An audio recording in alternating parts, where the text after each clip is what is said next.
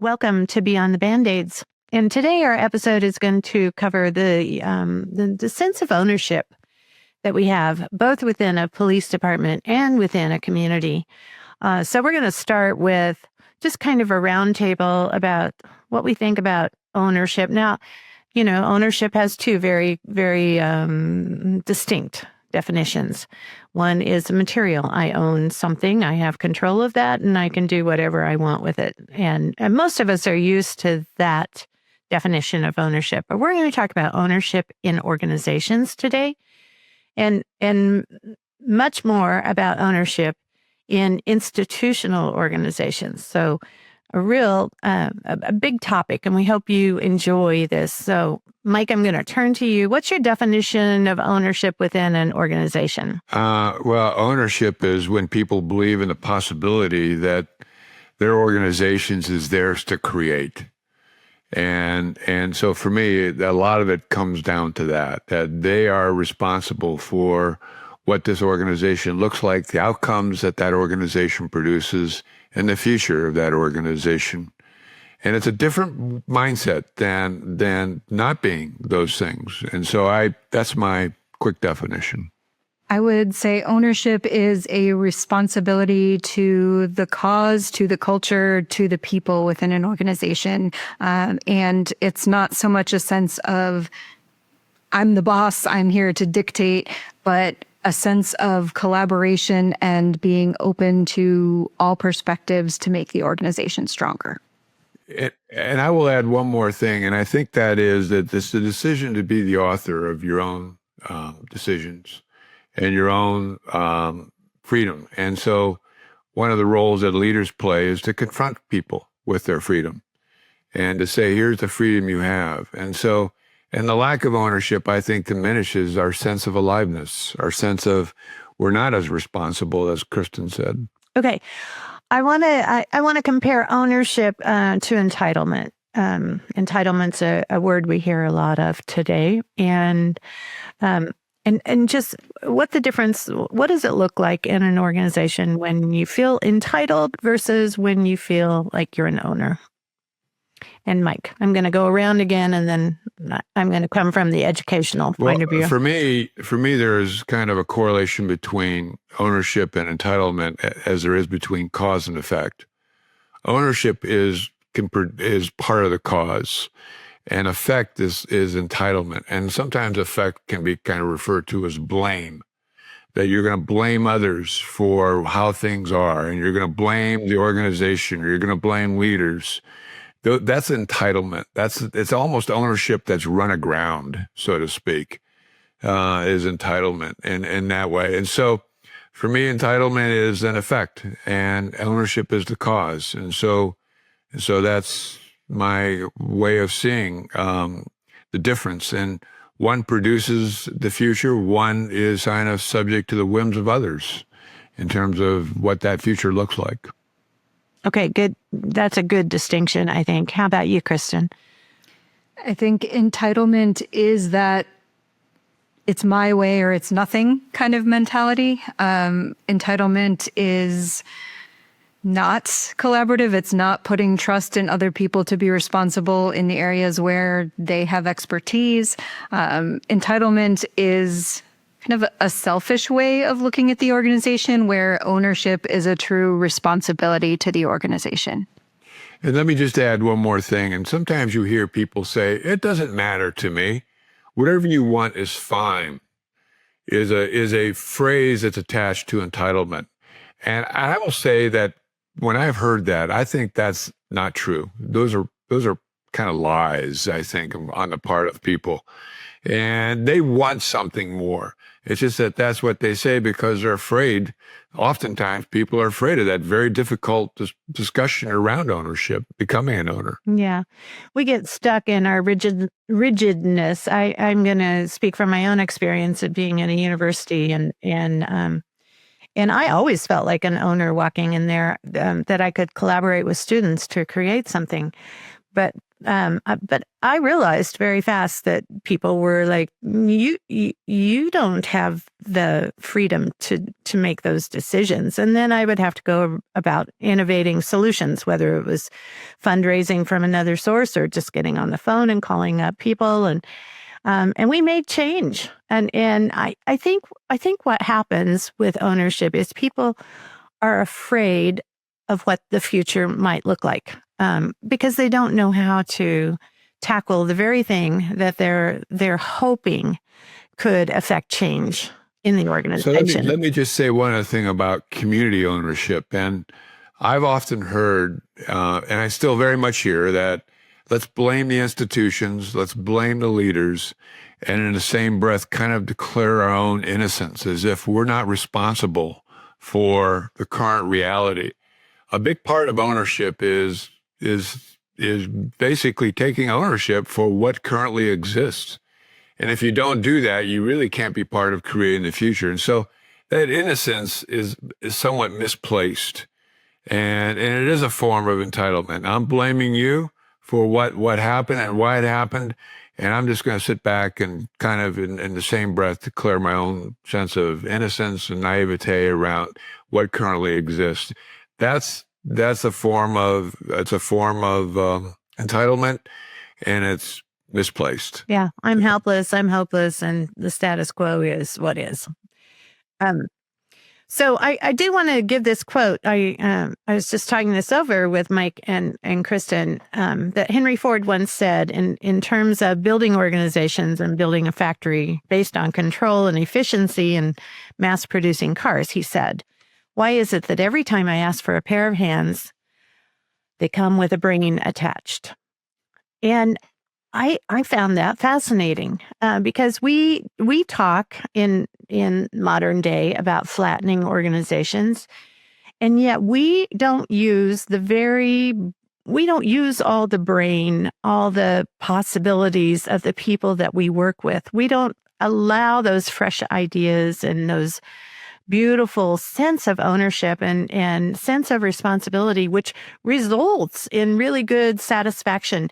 So I want you guys to talk about how leaders can inspire. What can a leader do? Whether you're in a police department or you're in a city office or you're in a community organization and you have a leadership role, what can you do to bring about ownership with the people? Do you have to be the parent telling the child everything they have to do? Is that what a leader is? Or how can a leader bring about ownership in an organization? Well, first of all, I think he hit on something, Carol, in terms of the status quo, the current kind of sentiment or the conditions of workplaces. And there is a patriarchal, can be a very much, and especially in police departments, a very much patriarchal, top-down, command and control way of doing business.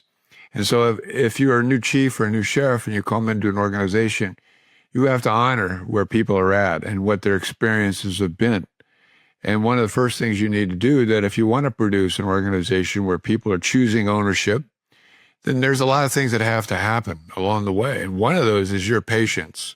Because some people might jump in with both feet initially and say, yeah, I want to take ownership for these things.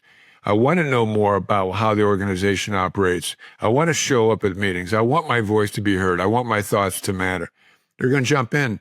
Then there's people along the other part that will say, I'm not sure about this because I've been burned in the past. I thought I was an owner. I thought I could make decisions. I thought my voice really meant something. And it turns out that wasn't the case.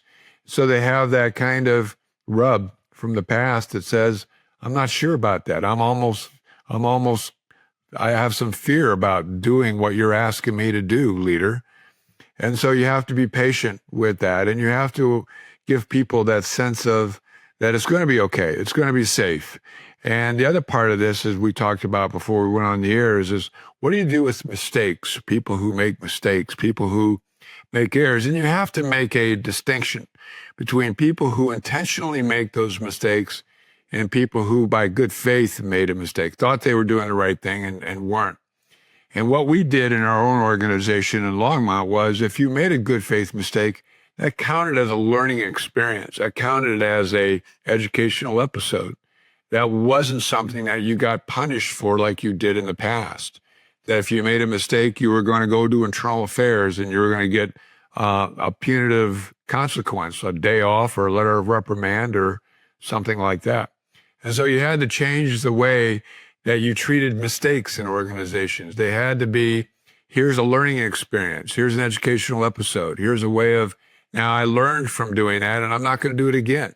Now, if there are people who are making many same mistakes over and over again, there may be more training that's necessary, or there may have to be supervisory intervention or something like that. But even then, you kind of worked your way into a disciplinary mode down the road, not right away. But you had to treat mistakes as something that were good for the organization in terms of what that looked like. And so that was a big part of that. But you also had to make opportunities available for people to take ownership and to kind of work into that, especially the people who were kind of baby stepping or tiptoeing into this. I'm going to go from someone who's been highly dependent on leadership to now they want me to be more independent and maybe even be interdependent. And so how do I combine my sense of independence with others in terms of their independence was a maturation process that people had to have time to kind of grow into. And you had to give that time to grow into. And so, and then one of the things that we did was if someone took ownership and made a great decision or a good decision that really added value to the organization or added value to how we served the community, we rewarded that. So our reward system kind of shifted as well in terms of just giving certain rewards for doing the right thing because you ordered to rewarding people for taking ownership for complex circumstances and coming up with something and making decisions that were of great value. So our reward recognition system shifted and changed. Another part of that was shifting and changing the directive system. We went from 30 pounds of policies to a policy manual that was a few pages long because we didn't want people to stay, well, we weren't going to legislate. We weren't going to try to bring about accountability by legislation. So that in of itself lent itself to the atmosphere and culture of people making choices because policing is complex and everything that we encounter, we were running across these circumstances all the time.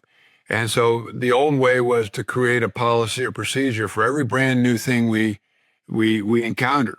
And sometimes you have to do that. But we lean very much towards allowing those decisions to be made without necessarily saying we need to create another policy or procedure. So those are just and then giving people the opportunities, as we've talked about before, of being involved in meetings, being involved in decisions, and that they could have an impact on the future of of creating our organization into the future. Let's talk about, Kristin, I want you to talk about what you've seen in terms of creating safety and trust as people go through, bringing a new project or developing some new idea within a department or an organization, and then what it takes to grow that person into being able to take a risk and heading into the unknown. Like, I think that's what holds most organizations back, is just creating that culture, that environment that nurtures. I think someone bringing a new idea in and presenting it to leadership requires a leader to do three things.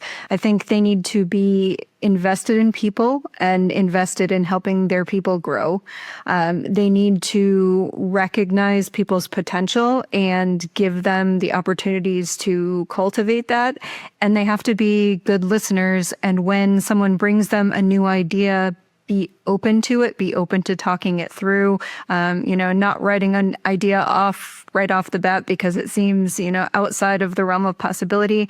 They have to give people, as Mike said, the space to make mistakes and kind of be that safety net, because I think the fear of making a mistake and being punished or having your ownership kind of taken away is a real barrier to new, fresh ideas coming in. And then organizations get stagnant and can't evolve. So I think having someone bring in a good idea and just having a leader who is open to listening is huge. Yeah. Beautiful in terms of thinking about kind of upper staff and chiefs and deputies and commanders and how are they, and I'm talking to you out on the podcast, how are you working to grow that openness to nurturing your people or to growing your organization so that it's a dynamic place? Leaders have the potential to shut people right down or like crack their potential wide open. One of the things I came upon in some of the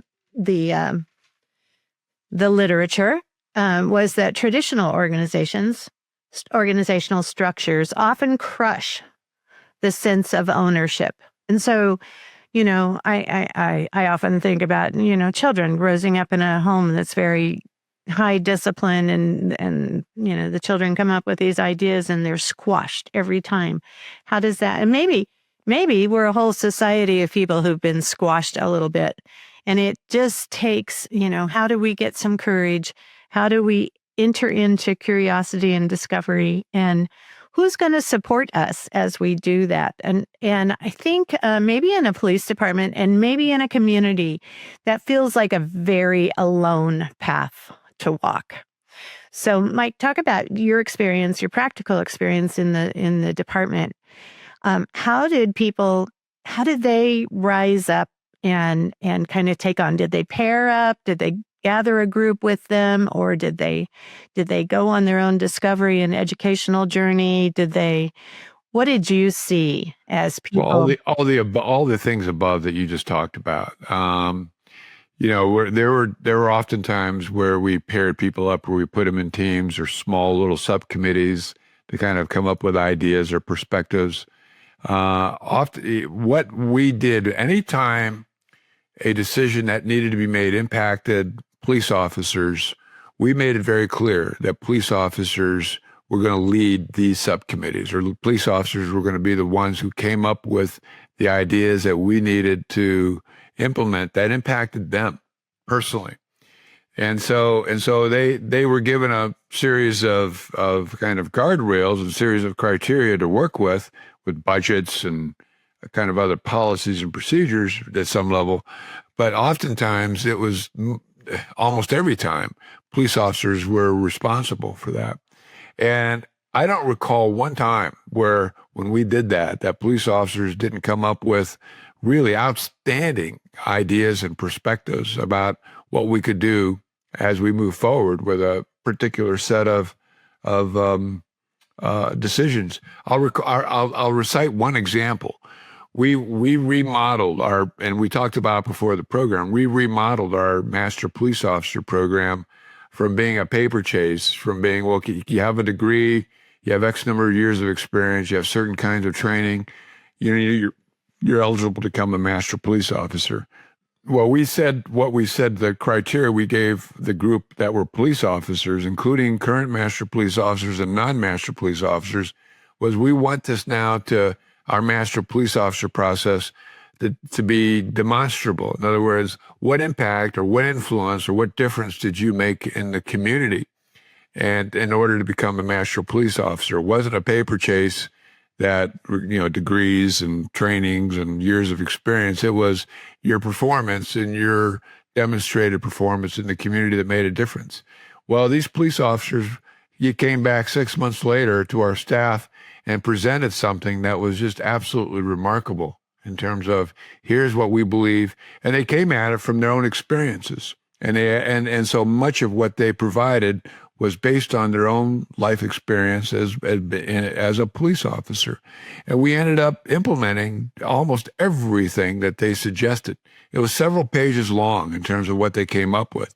Some might have even said, now becoming a master police officer is 5 times more difficult than it was before. And maybe it should be, because it was a demonstrable kind of way of having criteria. It wasn't just a paper chase. But these were police officers that did that. And so they actually became, and I could go on about that master police officer program, how it saved us having to hire a number of more police officers, because police officers took ownership. And by the way, for the police chiefs and sheriffs and high-level ranking officials, if your organization can produce a culture of ownership within your organization, I can virtually guarantee you will need less staff along the way to get the job done that you need to get job, and that the quality of the work that your officers and staff are doing will be significantly higher and greater as a result of that culture of ownership versus being told what to do, when to do it, how to do it, and where to do it in a culture of patriarchy or a culture of command and control or a culture of top down. I know and so part of what I also want to say is Project PACT can instruct and teach people, leaders especially, what steps you need to take, the sequence of those steps, the conversations you need to have, the questions you need to ask. We teach those things very specifically in terms of changing from an organization that's the opposite of ownership to an organizational culture that is imbued by ownership. Yeah. I want to talk about, we're having, with school statesmanship, we're having community conversations biweekly as we lead up to elections, and a lot of citizens are coming in. We're talking about topics related to the community. And last week, somebody came up and said, well, we have all these great ideas over the kitchen table. And then we don't know what to do next.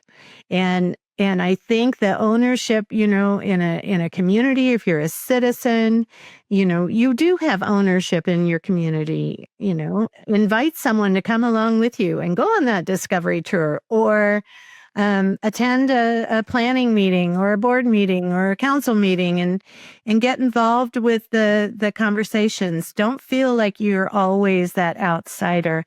Let's talk about the benefits of ownership. I want to give you one more example, too, of somebody that did something that made a difference from the community.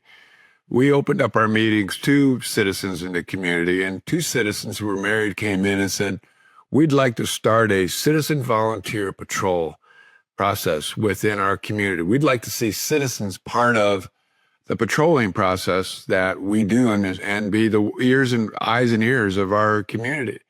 They came in and they presented this incredible array of ideas and proposals around how citizens could do this. And initially there was, well, we can't do that. Only police officers can do the patrolling. And we ended up having close to a 50-person citizen volunteer patrol when it was all said and done, based on what 2 citizens came in and said. They took ownership. And they showed up at a high-level police command staff meeting with like 80 people in the room and got up and said, here's what we think is possible. And so they believed in that kind of possibility that our organization and community could create that was different than now. And so anyway, that was just another example of a citizen that came in, and it improved the community, improved the safety in our various neighborhoods along the way. But they had to know they could walk into that room. They also had to know that they weren't going to get an immediate no. I think that's what most people are used to. Like, I don't have a chance, right? Nah, and so there was some work done prior to that in terms of preparation for their discussion. But we also had a ongoing kind of criteria in these meetings is that all ideas will be heard and then discussed. And there's no bad idea. And if it turns out that's an idea we're not going to budget and implement, then so be it. Not every idea got budgeted and implemented, but the vast majority did. I think that initial invitation is a really important point too, because the justice system has operated in such a patriarchal way for decades and decades.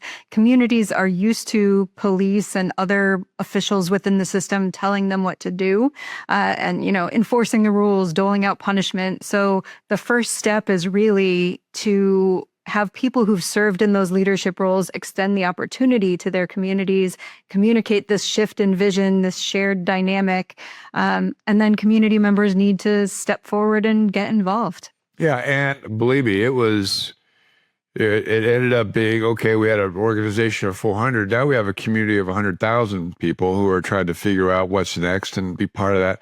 That can all be facilitated, maybe another podcast, but what Kristin said is very important in terms of that that sense of invitation. Okay.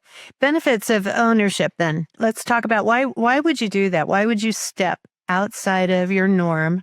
Why would you go beyond I in faculty meetings, I remember one person that the standard response to a new idea was, that's not in my job description. They weren't going to go above and beyond. They weren't going to expand. So what would you gain if you take ownership? And I just want ideas from all of us in terms of why would we do it? Why be an owner and not be entitled to a paycheck and just do the bare minimum for our jobs?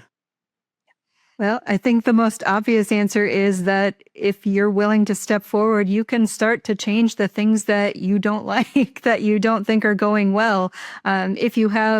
If you take issue with some of the way that things are being run in your community, taking ownership gives you the opportunity to fix that. It also gets you more interconnected with other members of the community, including your police department and city officials. It empowers you to speak out and change the things that you think need changing. And I think going back to Mike's earlier comment, it's a really important point that officers of any rank are empowered to lead, and community members of any walk of life are empowered to lead. And I think that's a really critical piece of our training, is that we equip leaders of any, shape, size, walk of life. But I think what people gain is a real sense of satisfaction, feeling safer within their community, feeling like they're actually doing something to create change. So I thought that was so well said, Kristin. And I just want to add that here's what skyrocketed in our organization, in our community, when we began to really see and sense that culture of ownership. Curiosity went up, resourcefulness went way up, creativity went way up, our capacity to do a lot more things went way up. People's sense of aliveness about their own jobs and about their own communities and neighborhoods went way up in terms of, I'm part of it. I can make something work. People's sense of belonging went way up. So people just began, all those things kind of skyrocketed with that culture of ownership. And yeah, I'm not saying that there's not going to be mistakes made. And some people, I've heard a lot of people in government say, boy, when you start involving so many more people, it can get messy. Well, it does get messy.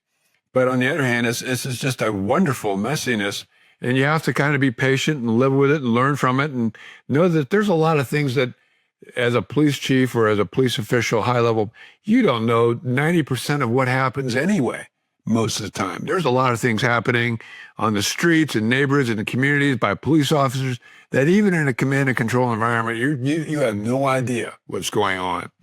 You still don't have a great idea, but part of what you end up with are people who want to make the right decisions for the right reasons because they're taking ownership for the outcomes. And so those outcomes become significantly greater.